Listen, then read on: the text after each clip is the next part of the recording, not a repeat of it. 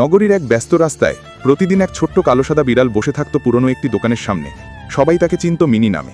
দোকানদার একদিন বললেন ওর মালিক 1 বছর আগে মারা গেছে। তারপর থেকে ও এখানেই আসে, যেখানে তারা একসাথে বসে চা খেত।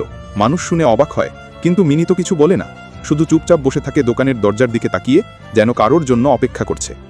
একদিন এক বৃষ্টি ভেজা বিকেলে এক ছেলেটি ছাতা হাতে এসে মিনিকে কোলে তুলে নেয়, ভেজা লোম মুছে দেয়, খাবার দেয়।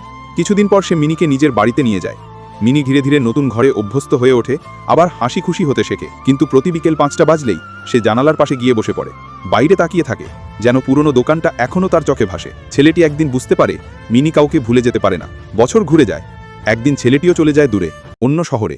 কিন্তু যখনই সে ফিরে আসে, জানালার পাশে বসে থাকে মিনি, চোখে এক অদ্ভুত আলো, যেন সে বলছে আমি এখনও আছি, অপেক্ষায়। শেষ বিকেলে সূর্য ডোবার আগে মিনি ধীরে চোখ বন্ধ করে।